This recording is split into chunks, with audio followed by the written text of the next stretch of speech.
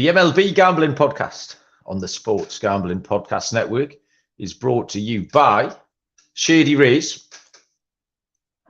Shady Rays is also doing Shady May for May 2023. SGPN have teamed up with Shady Rays, so you can get 50% off your Shady Rays using the promo code SGPN. Then go to sportsgamblingpodcast.com, Shady, for your chance to win $500.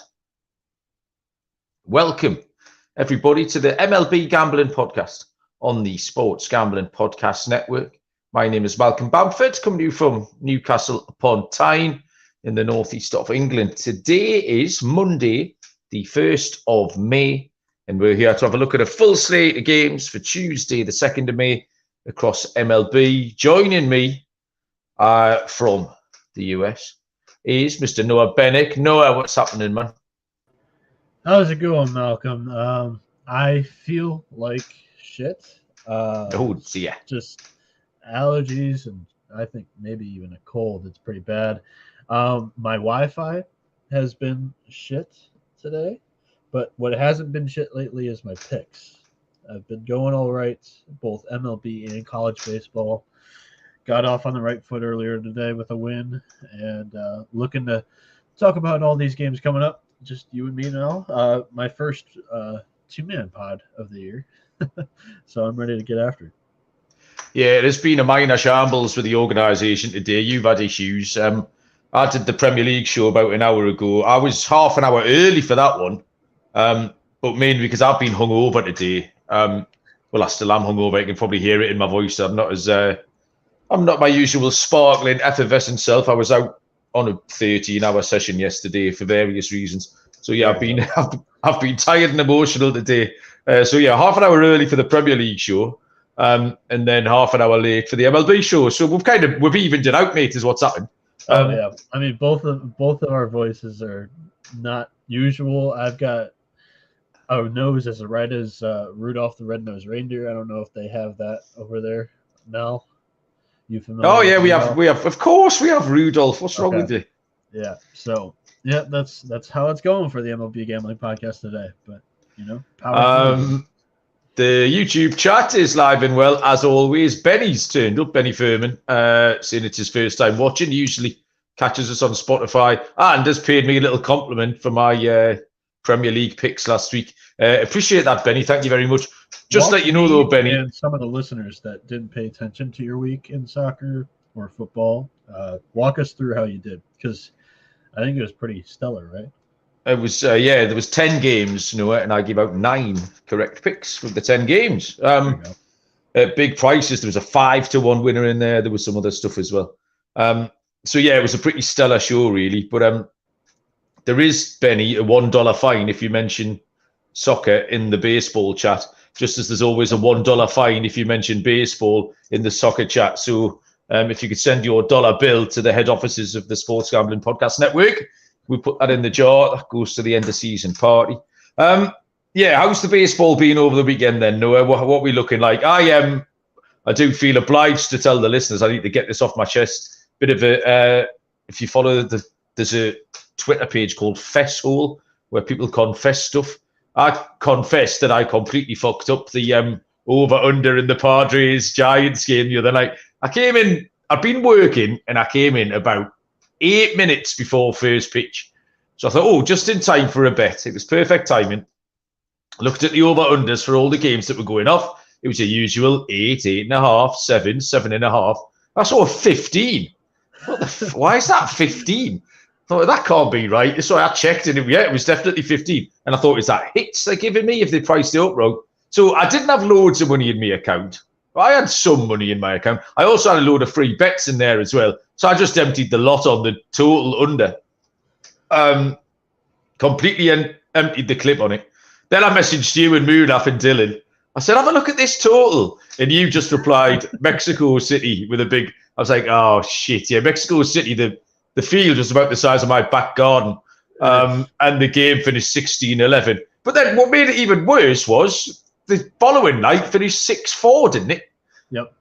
Fucking hell. I couldn't catch a break. So, yeah, I woke up skint on Sunday morning, which was mildly disappointing because that could have paid for my 13-hour session. But, you live and learn. So, yeah, I made a little boo-boo there. That was a fun couple of games, though.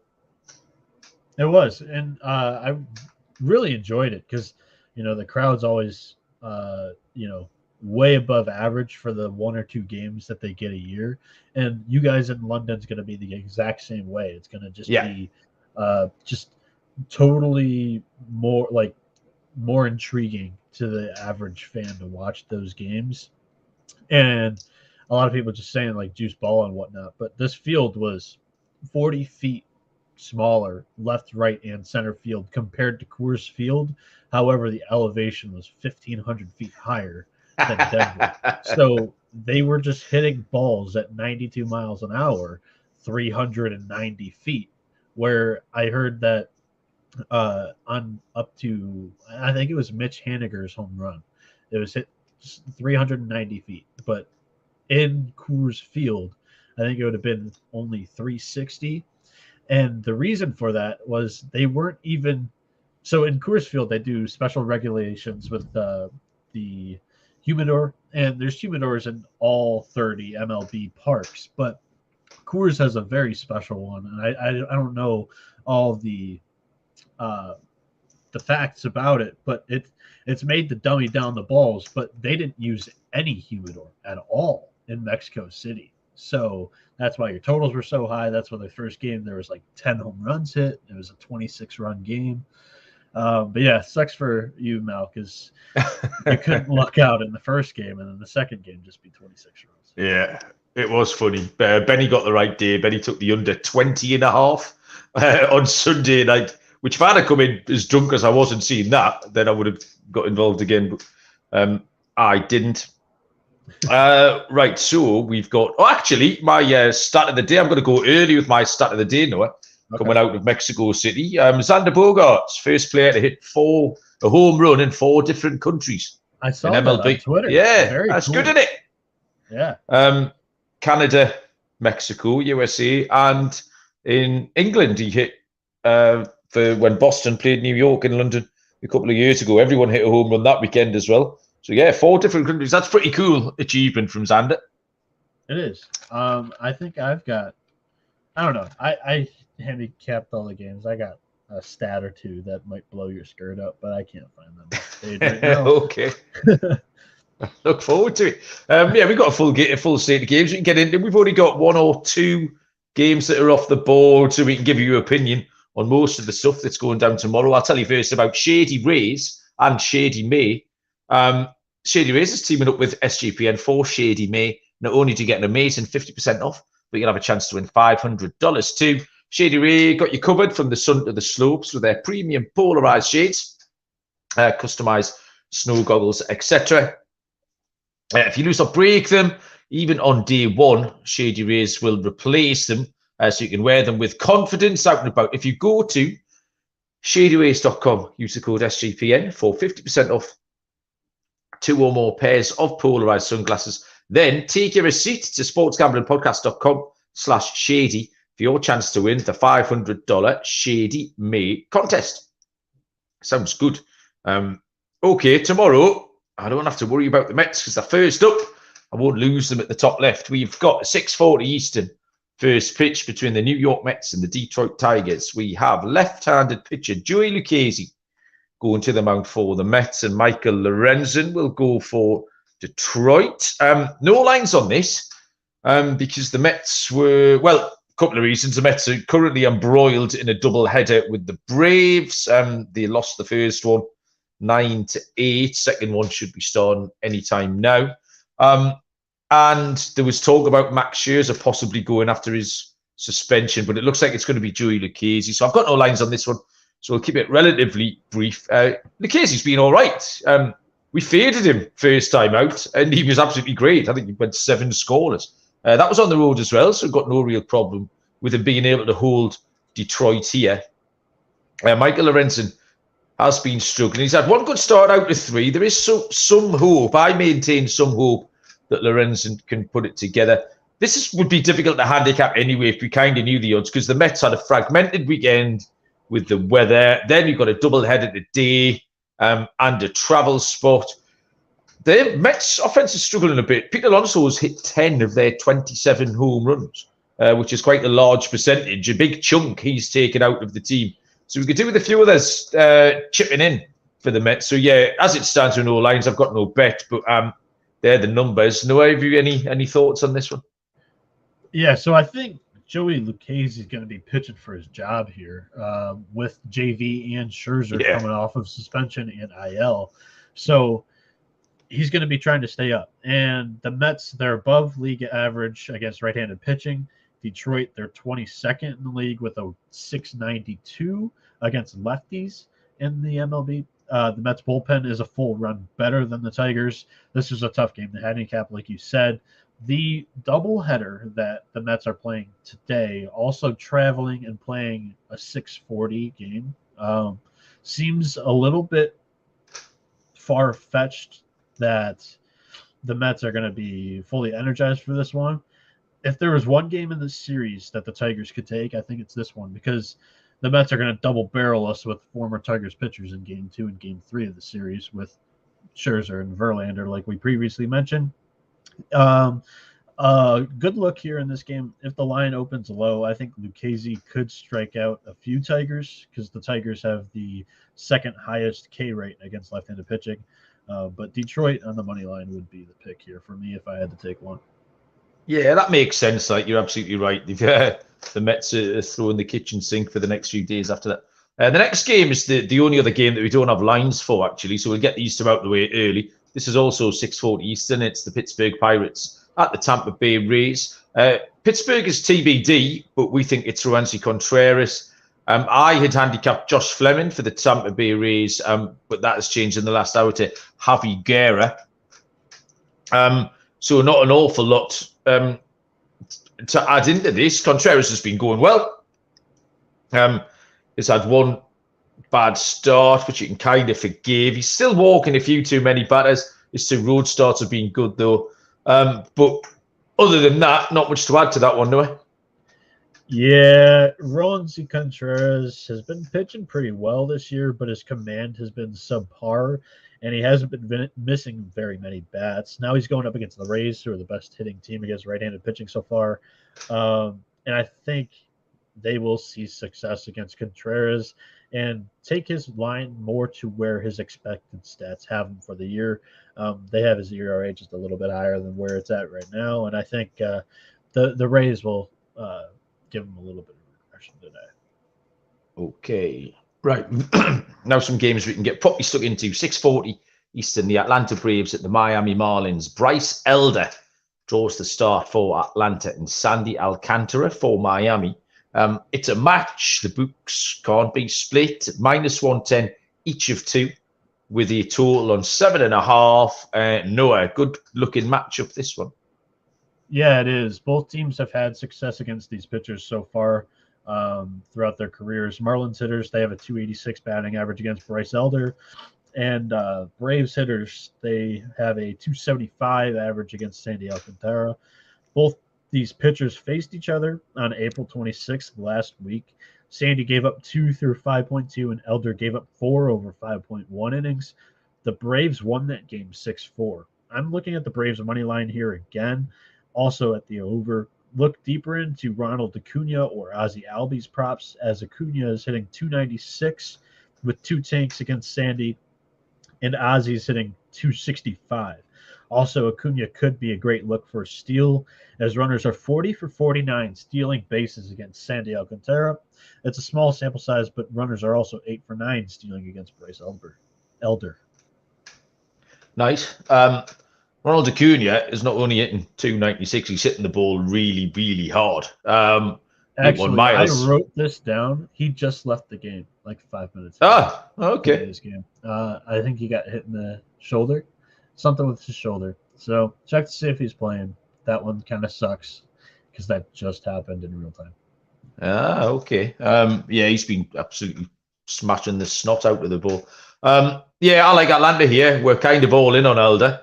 He is in our TGFBI team, so we kind of have to back him. But Atlanta, just the better lineup, and Alcantara's been unduly wobbly so far this season. So I was quite happy to take that -1 on Atlanta. I think it's a fair price.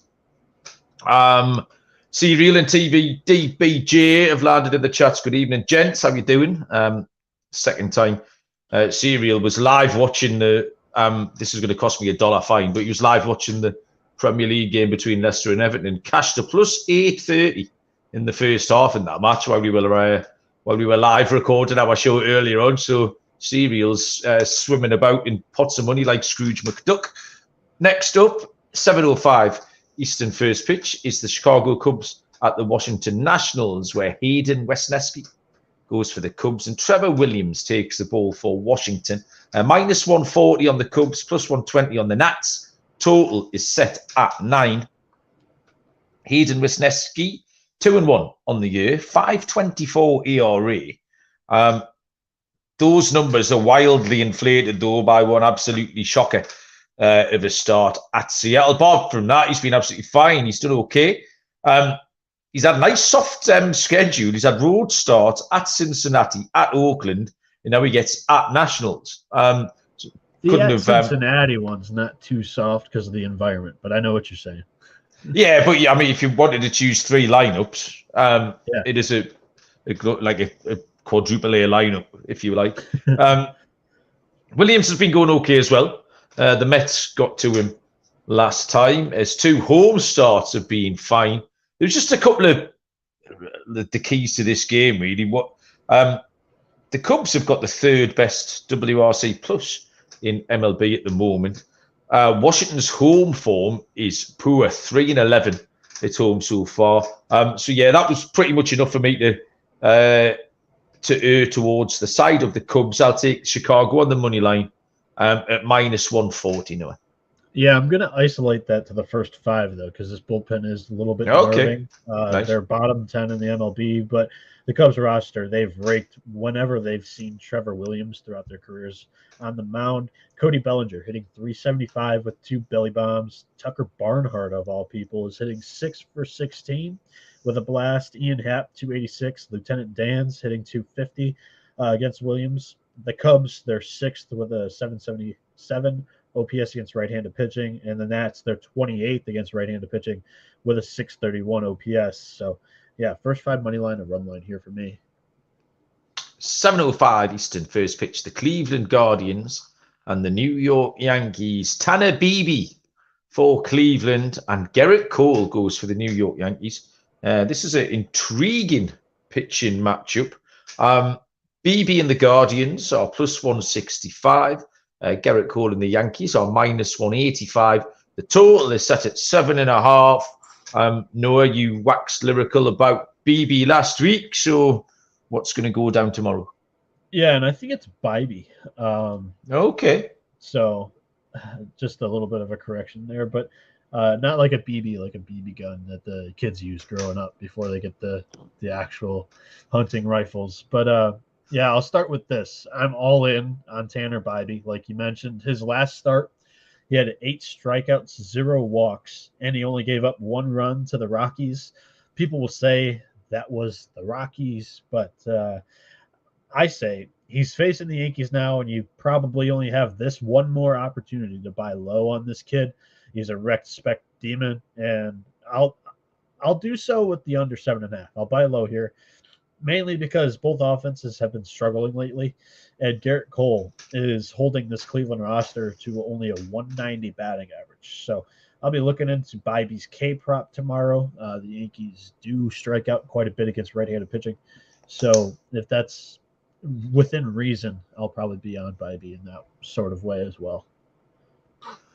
Yeah, for all the reasons. I mean, you sold Bybee to me last week. We picked him up for our fantasy team. I haven't checked Bybee and Logan Allen, by the way. I haven't checked how much you spent because I was drunk. I gave you before I went out. I had the common sense I left you in charge of the purse strings, so I haven't opened the purse and checked how much money's left in there yet. Noah, how much of our money did you blow? You won't like it because we got both of the high-end pitchers that were available this weekend. We got Bybee and Logan Allen. So we've got about 380 left for the season. Oh, okay. Well, you're worse than the IT department. Leave you in charge of the money for one day. Hey, we needed wins. These guys we are did on the need Guardians wins. roster, and I think they'll stay because they're better than Plesac and Savali, in my opinion. So. Well, I'm going to take BB to get a win here, Bybee, to get a win tomorrow. I like BB. That might stick. Yeah, BB. Thanks. We had Tyler Beede for San Francisco a couple of years ago, and he was a show favourite. So this is going to be a close game. It's going to be low scoring, I believe. Obviously, Gerrit Cole's going to help towards that, but I think Bybee's going to give us a chance to keep it low. Neither team scores a lot of runs. The Yankees are struggling. The lower half of their order is a bit of a mess. Stanton's still out. Judge will probably be back tomorrow, we believe.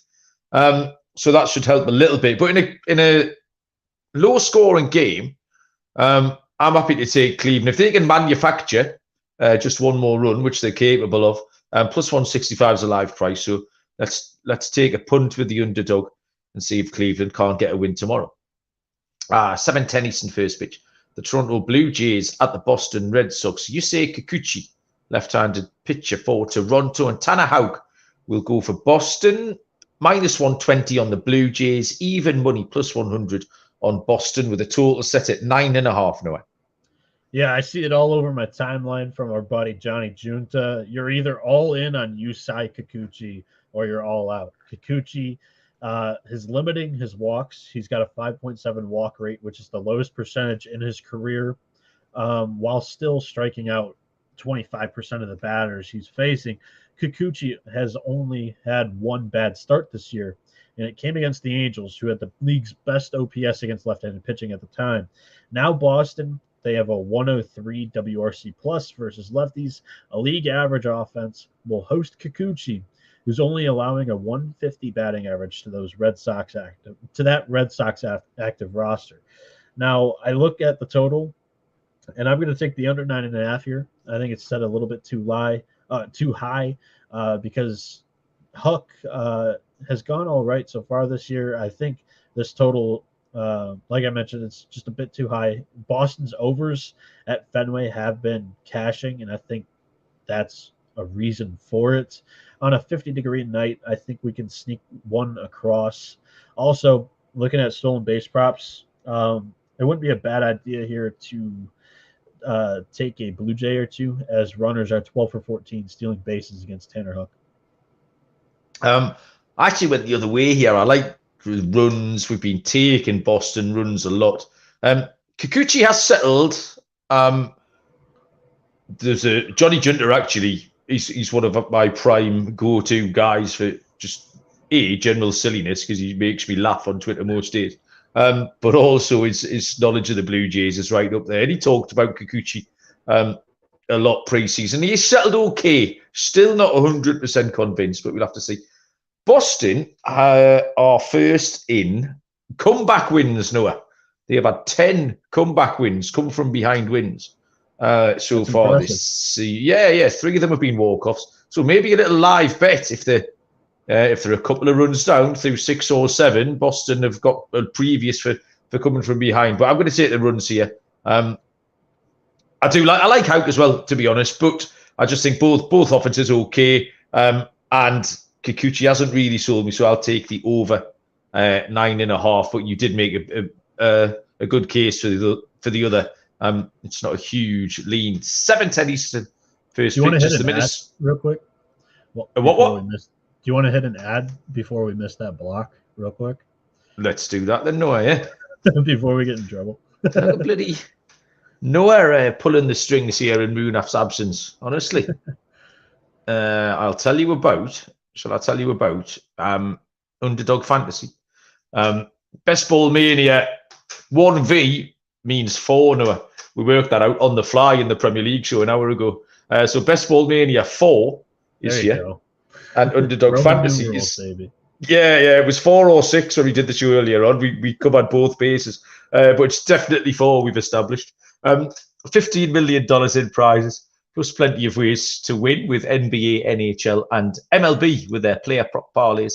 Head to underdogfantasy.com. Use the promo code SGPN for a 100% deposit bonus up to $100. That's underdogfantasy.com. Promo code SGPN. And this is exciting because I'm right at the heart of all of this shenanigans. It's Kentucky Derby week. the Notorious OTB, which There is an we go. excellent horse racing podcast on the network, hosted by the Wolf of Oak Lawn, who is an incredibly funny man. So we've got you covered this week with all of your Triple Crown bets. If you leave a review for the show, the Notorious OTB, wherever you get your podcasts between now and Belmont Saturday, which is June the 10th, you'll be entered into a draw to win a canvas print of the Wolves' one-of-a-kind Fallen Bob painting. So yeah, I started my Kentucky Derby prep today. In fact, my entire Triple Crown prep. So there'll be a Triple Crown article out tomorrow. There'll be a Kentucky Derby article out on Thursday. And then we'll be on the mothership with Sean and Ryan and the Wolf of Oak Lawn on Thursday evening. I will officially put the smudge of doom next to one of the horses. But yeah, I tell you what, we've got a really good record over the last few years. Last year, right? He hit the between us, we've hit a lot of really fancy stuff over I think this will be my 4th year now covering the racing for the network. Wasn't the winner like the longest shot? 80-1 last year, Rich Strike won, yeah. And that's one of the fun things about the races, is they're all unexposed 3-year-olds. Everyone can have an opinion, but like this consig says, nobody knows shit.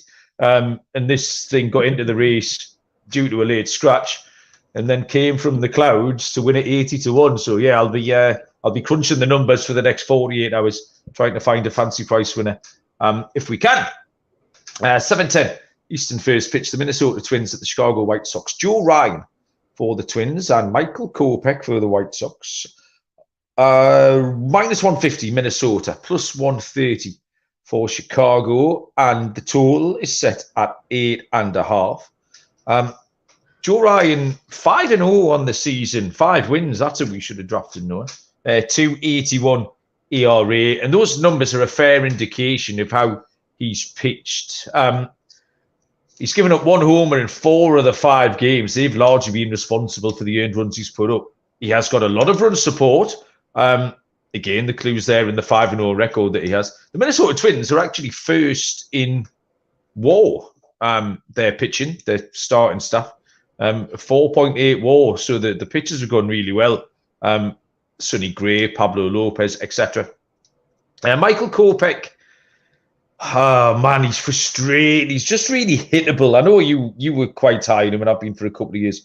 I'm now out of the official 14-day fade of the Chicago White Sox. However, I think I'll unofficially be carrying it on for as long as possible. They're absolutely terrible, aren't they?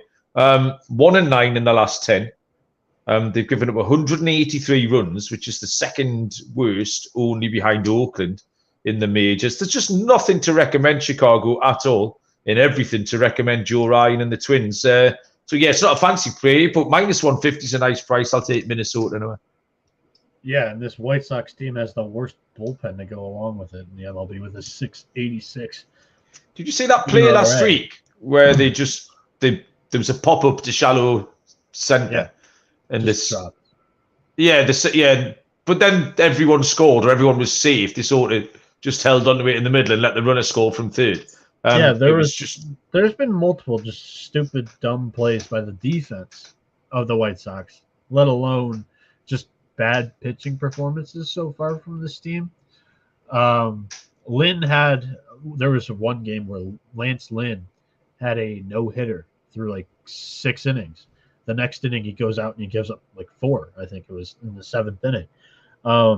So, I mean, on Sunday, they came back from like 7 down in the 9th to win it. But it's just over the long run so far this year, it's not been a team to make money on. Joe Ryan, he's been stellar, like you mentioned. Kopech has not. I did a little deep dive. Here's why. Because I'm about to name each team he's faced so far this year, and then where they rank in OPS against right-handed pitching so far. The Giants, they're 2nd. The Pirates, they're 8th. The Orioles, they're 13th. The Rays, they're 1st. And the Blue Jays, they're 14th. He's not been dealt any favors so far this year in this schedule. And there will be a time where we might be able to pounce on some prices with him, but this game is not it. Twins, they're 10th in OPS against right-handed pitching with a 748. And they have, I think it's a solid unit and a half play on a -150 money line here. Yeah, I thought you'd be on board with that one. 7:40 Eastern first pitch, the Baltimore Orioles at the Kansas City Royals. Tyler Wells draws the start for Baltimore, and Ryan Yarbrough, left-handed pitcher, goes for Kansas City. -145 for Baltimore, +125 for Kansas City. Tyler Wells, 1-1 with a 2.79 ERA. He's been great this year. Really good control.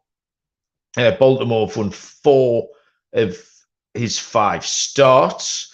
What does that say? I can't even read my own writing. They've got the third best something. I've just worked it out. This is the third best start, is what it says. It's the third best start in Orioles history, oddly enough. 1909, right? Yeah, yeah, that's right. Yeah, they've had one like 20-8 season or whatever, and I think that's it. Maybe a 21-7, but yeah, it's the third best start in their history. Ryan Yarbrough is 0-3, has a 6.35 ERA. His last 2 starts, actually, his longest starts, he's been okay. He was struggling a bit out the pen. He went 4 innings in both of those. And they've both been kind of serviceable. I don't mind Yarbrough. I've said this before on the show. I know he gets a lot of stick. But Kansas City are just in such a bad place. They're really struggling. They've got a 1-12 home record as well, Noah, which is horrible. Nice. Baltimore flying. I initially had this written down as a Baltimore run line. But when I saw it, because I thought the price would be about -170. Seeing the price at -145 makes me want to give it out as a money line. But yeah, I'll stick to I'll give out, yeah, you can have both. Depends how exotic you're feeling. So Baltimore on the money line or Baltimore on the run line. But yeah, just that price means I think we can we double it up with Minnesota. We'll parlay those 2. That'll be my pick.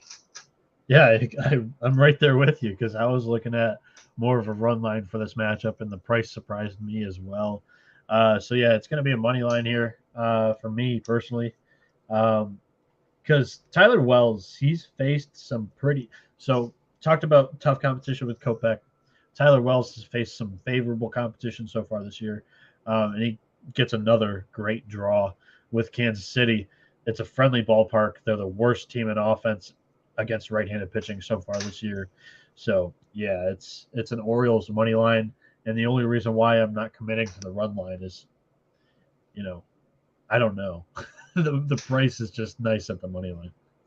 Those 2 starts Yarbrough had, Kansas City lost them both 2-0. It's that kind of gives you an indication of where they are, even if the pitcher does okay, they're not getting any help. Yeah, real whatsoever. Quick from TVBDJ in our YouTube chat, he's like, seems like it's skipping or stopping every 15 or 20 seconds. Both of our connections are terrible. And I'll speak for myself more than Malcolm. It was dog shit before we jumped on, and that's why we were delayed to start today. So, yeah, that's probably my fault. But, just got to power through it because everything's just not going right for me today, whether it be health or Wi-Fi. Just dog shit. My stream's been absolutely fine.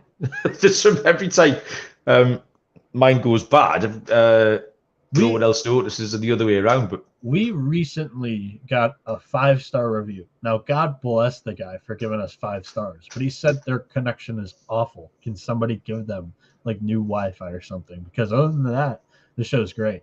So we highly appreciate that review. And if we could change the connection issues, trust us, we would. But 7:45 Eastern first pitch between the LA Angels and the St. Louis Cardinals. 2 lefties going in this one. Patrick Sandoval for the Angels and Steven Matz goes for the Cards. The Angels are +105 dogs. Steven Matz and the Cards -125. Total is set at 8.5. Noah, are you going to talk us into Steven Matz here? Yeah, I mean, I said the word shit a couple of times just a minute ago. This line smells like it. It's another Steven Matz, Courtney Love line. Noah, that's what I've written down. You've got me on board. My first 2 words are "this stinks." Yeah, so I'm gonna go the other way though. The books could just be off on Steven Matz and the Cardinals because this happened last week. Matz and the Cardinals were favored over the Giants, and it was reasonable for me to believe that the St. Louis hitters could do well against Desclafani because they had good numbers in the past against him. They scored 2 runs in the first, but then they were quiet until like the 9th inning where they pushed one more across. It was like 5-3 final. So I'm going to stay away from that angle just because it's the trends. It's the same pitcher and the same team, same offense, but I don't have anything that really encourages me to back them here. The Cardinals, they have the 5th best OPS and WRC plus against left-handed pitching so far, but the Angels, they're just as good, ranking 6th. So I think that's a wash. Steven Matz, he's 0-3 on the year with a 6.23 ERA. Patrick Sandoval has had one of the best 2-month stretches ever in his career, pitching great in the WBC and starting this season off with a 2-1 record, 3.16 ERA. I'm staying away from this game, far away from this game, but I would lean the Angels and, probably the over just because it smells so bad. It's only set at 8, and one book has it at 7.5 with the over at -125 the last I saw it. So, yeah. Lane has joined us in the chat. Good evening, Lane. How you doing? Yeah, I wrote the first thought. I looked at this. The Courtney Love analogy was there immediately. Yeah, you can't take Mats at that price. You'd be nuts. I think you can take Sandoval. The Angels scare me. This could be I think this would be a great game for live betting, because I think both teams are capable of blowing this when they get into the pen. But I think this lineup against Steven Matz, this Angels lineup, you have to take. I'll regret it. Something terrible will happen. But give me the LA Angels on the money line at +105. 8:05 Eastern first pitch between the Arizona Diamondbacks and the Texas Rangers. Zach Gallen for the Snakes, and for Texas, John Gray will draw the start. -130 on Arizona, +110 on Texas. Total set at 7.5. Zach Gallen has thrown 27 scoreless innings consecutively. He's been absolutely outstanding. I think you have to trust him. He's got a 4-0 record. 4-0 record, 109 ERA. The main thing I took away from looking at John Gray's lines was just the inconsistency.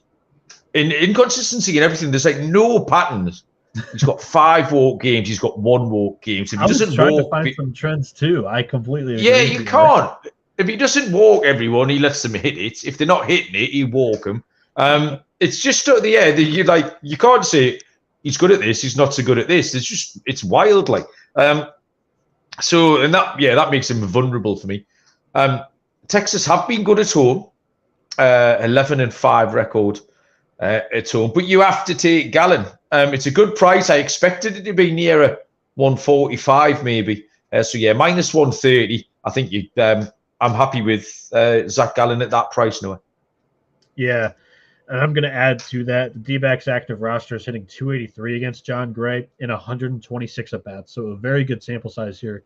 Ketel Marte hitting 419. Christian Walker, 348. Nick Ahmed, 294. Eileen Dienbach's here at this price with Zach Gallen on the mound. However, the Rangers offense, they're legit, and they will be the best offense that Gallen has faced so far this year since opening day when he gave up 5 runs to the Dodgers. So I'm pumping the brakes a little bit, but I do like the D-backs in this game. 8:10 Eastern first pitch. The San Francisco Giants at the Houston Astros. Anthony Desclafani for the Giants, and Hunter Brown will go for the Houston Astros, who are the -170 favorites. The Giants +150 on the road. Total is set at 8.5. And Noah, Hunter Brown making an early push for AL Rookie of the Year. Will he pick up a win tomorrow?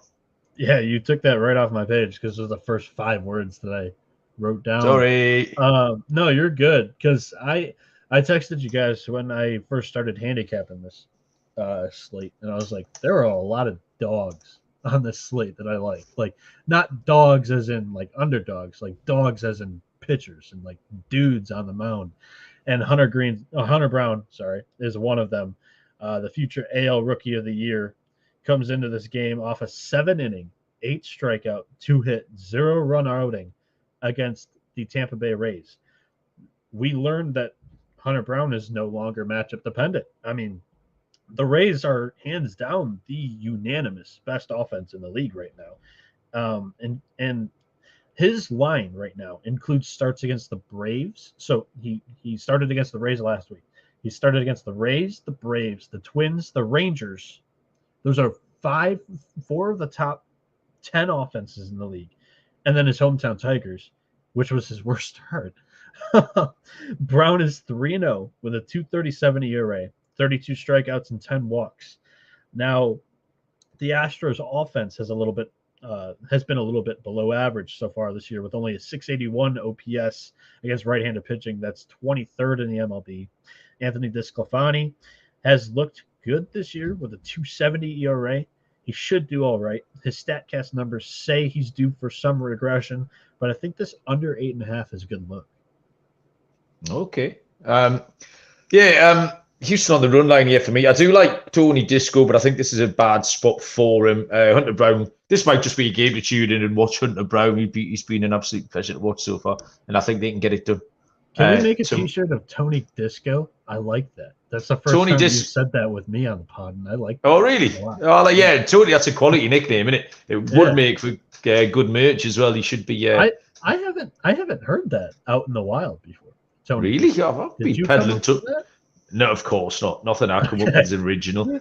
I have heard there's not an original thought entered my head since about 1991. I've heard people say Disco, but I like Tony Disco because it's not his first name either. So you could make some money off of that. Yeah, it is a good nickname. Where we go at 8:40 Eastern first pitch, the Milwaukee Brewers. We're going to the T-shirt shop now. to the printers. The Milwaukee Brewers, Colorado Rockies, Freddie Peralta for the Brewers, Ryan Feltner for the Rockies, minus 160 on Milwaukee, plus 140 on Colorado. Total is set at 11. The Coors Field 11. Noah, what have you got? Yeah, Freddie Peralta is having a big-time renaissance year as he's well above average in many of StatCast's most important statistics. And being a fastball slider guy, he shouldn't be too affected by pitching in Coors Field. I favor him quite a bit over his counterpart, Ryan Feltner. And the Brewers' offense is 40 points better in OPS against right-handed pitching than the Rockies. The Brew Crew has a top 5 bullpen. I think this is a fair money line price, and I wouldn't mind paying up for it at all. Runners are also 10 for 11, stealing bags off of Feltner. So 2 good looks in this game, I think. Yeah, little bit, but just 10 points. I'd love the minus 150 on the Brewers if you could find it. It's a small sample, but Peralta in Coors has been absolutely fine as well. Ryan Feltner, I don't mind. He's had a couple of half-decent starts. The couple of concerning things here for Colorado, their home OPS is way behind visiting teams. And that's a concern because normally this is where the Rockies make hay. It's their strong suit is being able to have those numbers the other way around at home. I've got the under here. A lot of the reasons you just talked us through with Freddie Peralta. I don't mind Feltner at all. And the Brewers have got the number 1 defense in MLB at the moment as well, so they can limit these runs. So yeah, they can make some plays. But Bryce Terang's been doing good things in there. So yeah, that 11's too high for me. I'll keep that under 11 behind. A couple of half-decent pitching starts and some stellar defense. Lane's asking if what? Did you check out the chat here? I just noticed that Lane's asking if Munaf's on his boat. He's certainly not on his bike. We know that because he can't ride a bike, can he? Yeah, he's going to be so surprised when he sees that this podcast has 45 minutes in and we have only 2 games remaining. So unless the Black Dog takes 8 minutes, we're going to kill this, man. Yeah, well, we got 3 games left, and we haven't found our way. 3? Yeah, I've got 3. Okay. I might have skipped one. I mean, You've definitely skipped one. There's definitely 3 games left. It's all right. Hell before this. We'll edit that bit out, mate. No one will ever know. 9:40 Eastern. First pitch is the Cincinnati Reds at the San Diego Padres. Grave Ashcraft for Cincinnati. Michael Wacha for San Diego. Plus 160 on the Reds. This is the one you don't have it, mate. I've got this locked up. Don't worry. All right. Michael Wacha on the Padres are minus 180. Total is at 8.5. Michael Ashcraft. Graham Ashcraft. Who's Michael Ashcraft? Graham. Yeah. Oh, no, he's pulling a Michael Wacker. We like this guy, too. Yeah, we do. His brother, great picture. 2-0 with a 2.40 ERA for Ashcraft. He's pitching really well. In fact, I think he's probably deserved a little bit better. The Reds gave away a potential win for him and for our fantasy team on his last start. We were a bit wounded by that. He's given up no more than 2 earned runs in his start, and there's absolutely no reason to think he can't do that again tomorrow. Wacker's been bad, particularly his 2 home starts as well. He's 2-1 with a 6.75 ERA. But his 2 home starts, he's pitched 10 and a third, giving up 17 hits and 11 earned runs. I'm not getting my fingers burned by the Cincinnati pen again, like last week. We'll take Cincinnati on the first 5 here. Ashcraft keep it tight. Reds can get in front and then probably blow it. But by then, we'll be in the queue to pick our winners up, Noah. So Reds first 5 for me, please. I'll give you a solid retweet. I like Ashcraft and I don't like Waka, so let's go with the Reds. Oh, there you go. People might almost think you knew what you were talking about there, Noah, rather than making it up on the fly. All right, this next game, the penultimate game on the show. Oh, where's my pen? He hasn't got a pen. What's that? Is that a pencil? I got it. You got one here, all right. TV DBJ needs a Tony Disco shirt. So we've got our first customer, Noah. We're in business. Hey, I told you. It had a good ring to it. This is I've never heard it. Like on all the other podcasts that I listen to, nobody's called them Tony Disco. The birthplace of an empire, right here. What's his name? Elon Musk or someone like that. So yeah, the Seattle Mariners pitcher has been changed, but you've got a little bead on this, so I'm going to throw this across you. I had Logan Gilbert. I don't think it is Logan Gilbert.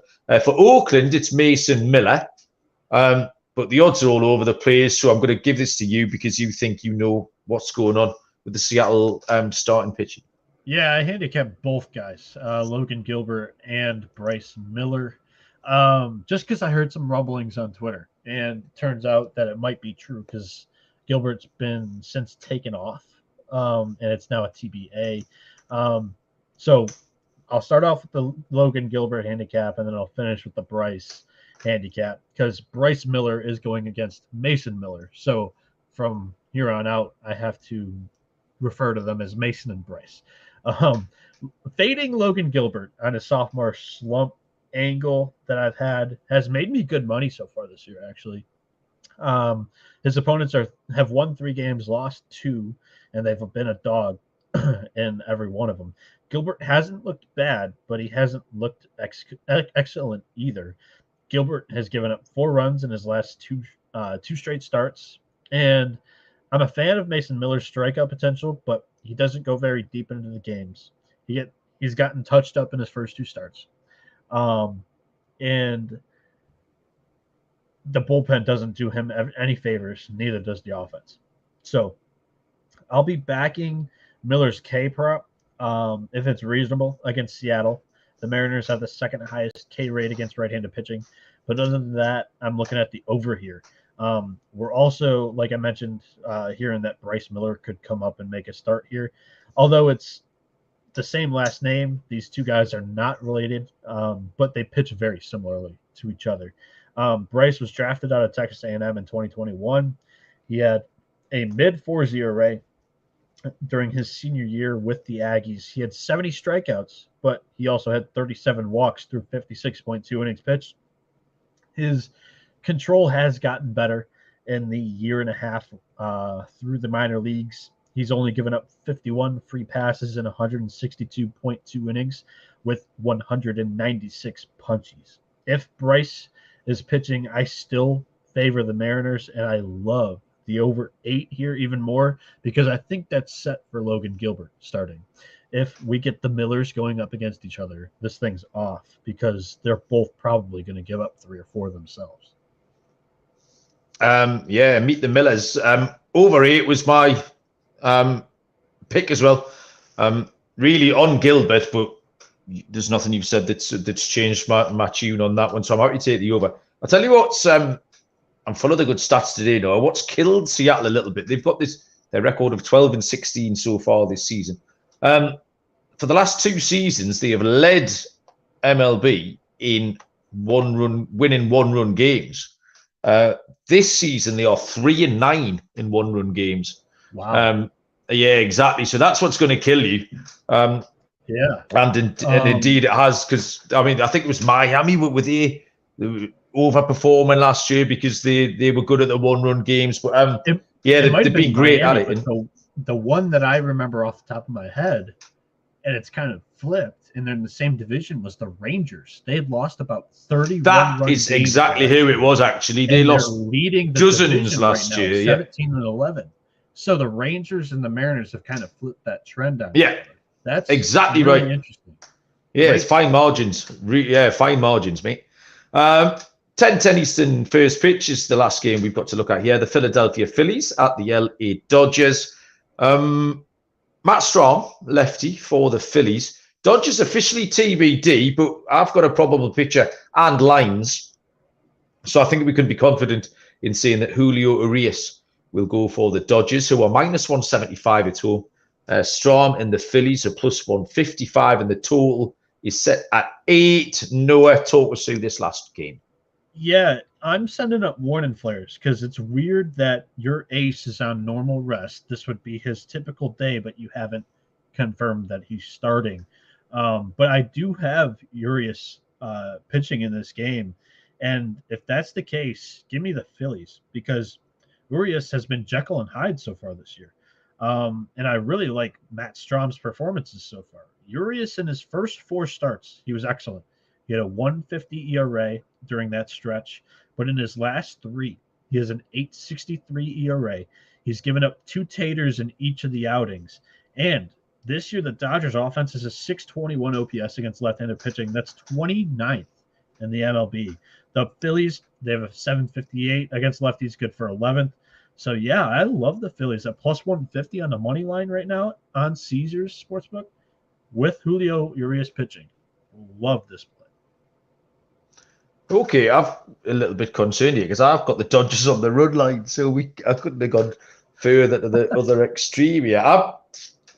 I've got the feeling, and it probably all it is at the minute, because I like Matt Strom. I've liked Matt Strom for a little while, but I think there's an unraveling due for Matt Strom, and it was probably just a little bit of name recognition that I went with the Urias here in this spot with him not being a confirmed starter as well. But I just thought this was a good home spot. But yeah, I'm not 100% sure. I've got the Dodgers on the run line, but you've got me second guessing myself a little bit, so I might just might go for the rare no bet on that one and wait to see if he's confirmed tomorrow. I want to pull this up. Yes. So the Phillies since April 16th. So I pulled up this stat last week when I found it on Twitter. There was a stretch where they were the best bullpen in the MLB. And if you still narrow that from April 16th to now, the Phillies have a 0.83 ERA, and it's the number 1 bullpen in the major leagues. So ever since they've been using Jose Alvarado in key situations, because Dominguez was struggling early on, Alvarado has been incredible, and this Phillies bullpen is a brand new pen. So, yeah, I like it. Yeah, you're absolutely right. Alvarado has revolutionized what that Phillies pen's been able to do, been an absolute key to any success that they've had here. That's a good spot, mate. A good point. Well made. Well, ladies and gentlemen, boys and girls, we have handicapped 15 games. We are well under the hour. It might be a world record for me and Noah. We're normally on for about 7 hours. It's probably the fact that you're legitimately poorly and I'm still sweating cider from last night. That's curtailed our chat a little bit. Locks and dogs, Noah, hit me. Yeah, so I'm going to look and get updated prices because I don't want to. I love the over 8, and I jumped on it with Gilbert pitching. One, because I haven't been as high on Gilbert as everybody else. And 2, also in the back of my head, Bryce Miller was going to start. Yes, over 8 plus 100 on DraftKings is still there. So that's going to be my lock. I love that play. And then I also, it's the last 2 games that we talked about. I'm on the Phillies money line here against Julio Urias. They've done pretty well against left-handed pitching so far this year. Dodgers, they've been terrible. So if you want to narrow that to just strictly the Dodgers against the left-handed pitcher and Matt Strahm, who we're both pretty high on, the first 5 money line as the dog, but we're seeing plus 150 on Caesars right now. So I love that Phillies play. Okay. I've just, in the course of the show, I've changed my lock and dog, which is a recipe for disaster, frankly. So this is definitely going to go wrong. There's quite a lot of not short-priced favourites that I like, but I could easily take the Diamondbacks with Gallon. That was the one I had written down that I've scribbled out. So that'll definitely win. Now I've scribbled it out. I like Baltimore to turn over Kansas. They're a good price. The Brewers at Colorado, it's a little bit too short. I'm going to take Minnesota, though, minus 150. It's just all set up. Everything points in the direction of the Twins winning this. The Kopech struggling, the White Sox awful. Minnesota and Joe Ryan, the exact opposite of those two things. So Minnesota minus 150. And for my dog, it's like I never learn a lesson, Noah. Honestly, I don't know what's wrong with me. Give me the LA Angels on the money line at plus 105. I can't be having Steven Matz. I've gone from being quite in on him. Dylan kind of turned me off him. And then Steven Matz has done an excellent job himself of turning me off him. I think the Angels can get to him. They might blow it up and lose late on, and I'll probably regret this, but I'll take the Angels at plus 105. Noah? Yeah, so we have 57 minutes left. And I'm with you. I like that Angels play. So we have 2 minutes to BS. And the first thing that I wanted to mention, if I can't find an angle to back Michael Kopech, I'm not sure anybody can. Yes, and correct. The second thing is TVBDJ in the YouTube chat. He goes, the Courtney Love game, is it Zach Gallen minus 130 against the Texas Rangers? I was looking at this game, and I thought that was mispriced as well. And that's why I said I'm pumping the brakes, because the Rangers are the best offense he's faced since opening day of the Dodgers, where he gave up 5. Do you have any thoughts on that? Well, I initially made it my lock because, like I say, I would have had it at round about minus 150, and then it was minus 130. I mean, it's just that I suppose it's Texas are going well. Texas have been going well at home. And John Gray, we said it's the inconsistency with John Gray that made it really, really hard to handicap, because there was just not a pattern there.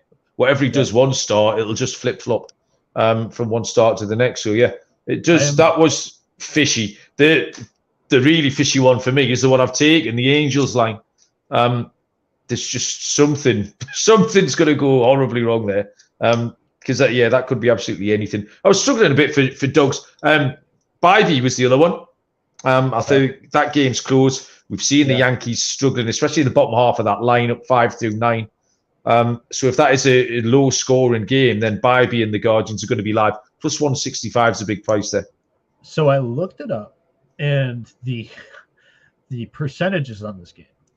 59% of the public is on the D-backs so far. And I'm not sure if you're calling bettors that are betting this a day before public. That's not public in my definition. Just the amount of bets are on D-backs right now, 6 out of 10. And the money is on the Rangers, 70%. So 60% of the bets, but 70% of the money is on the Rangers. Yeah, interesting stuff. Smells a little bit. It absolutely does. Well done, Noah. We got there. We have battled through. They'll build us a statue, no doubt, one day. Thanks, everyone who joined us in the chat. We very much appreciate it. Thanks, everyone, for listening as well. Go and rate and review and stick a thumbs up or give 5 stars or whatever you have to do on your platform of choice. We'll be back tomorrow night, some variation of the team. I assume 10 p.m. my time, 5 p.m. Eastern time. Good luck with all your bets tomorrow. We'll be back. Until then, we'll see you down the road. Cheers.